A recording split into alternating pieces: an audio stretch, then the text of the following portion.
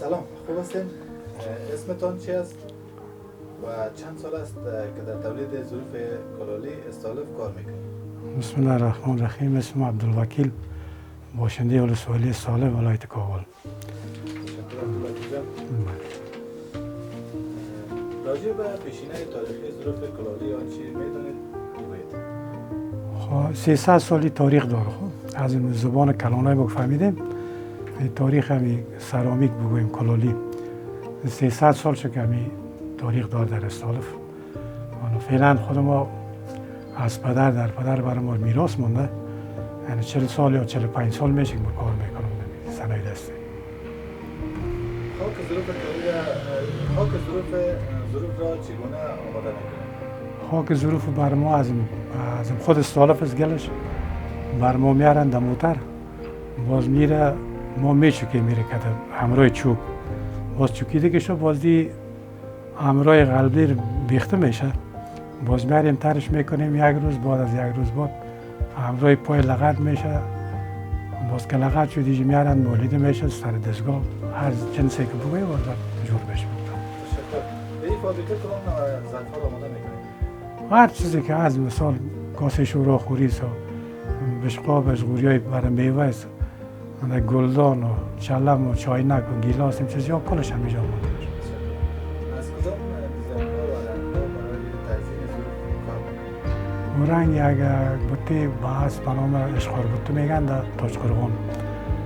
ازش باز ما میاریم خاموش یک سوختانده میشه، باز که ما میاریم او را پس سردوبار ما در کوره میبانیم داداش مثل شیشه واری جور میشه، باز او رو میچکیم آسیا میکنیم، از همراه رنگ و اکسایتی که داره برش مندازیم. مثال رنگ جگری بگوییم هم مبره، اگر پیروزه‌ای بگوییم طالق به اکسایتش دارم. باز رنگ پیروزه‌ای شفافتر خوبش از این اشقار است، اشقار کار میکنیم.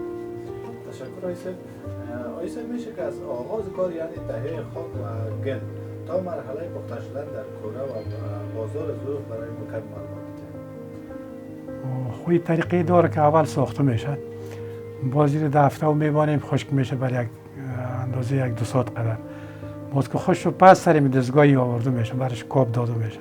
از مرحله کاب که خلاص شد باز بیر دفته که خشک میشه آماده دیزاین میشه که دیزاینش کردیم، پس بازی رو فکاری میشه علایده مونده میشه، باز رنگ میکنیم میره رنگ کوریشو باز در کوره میبانیم، از کوره برش آتش میتیم 6 ساعت آتش میخوره، یک روزی در کوره میمونه، باز از کوره میکشیم باز در بازار در دکان به فروش میرسون. تشکر، سلامت باشید. راجع به تولید ظروف در حال حاضر بگویید بازار فروش چگونه است؟ فعلا خب بازار فروش نداریم، فعلا بازار نیست. اول بار سال خوب است، یکم تا میای از مثال ولایت‌های دوردست از شهر کابل میاین خریداری میکنن کمی نیم تو باز از که هوا سرد شد میوه که از استالف گم شه باز کسی قدر نمیاد، وقت میوه مردم زیاد میاد. تشکر. وضعیت صنعت کلالی استالف نسبت به گذشته چگونه است؟ وضعیتش دیگه خوب است فعلا.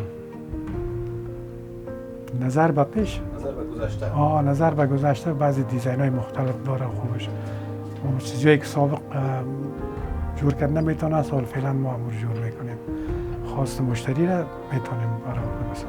یعنی منظور ما این است که فروشاتشان چطور است؟ یعنی کارتان چطور است نسبت به گذشته؟ نظر به گذشته فروشات نداریم، کارم قدر نمیشه دیگه. خب فروش که زیاد باشه کارم ضعف میشه، که فروشات نبود باز آدم دلگرم نمیباشه که بسازم. تشکر، سلامت باشید. تشکر از شما. زنده باشید.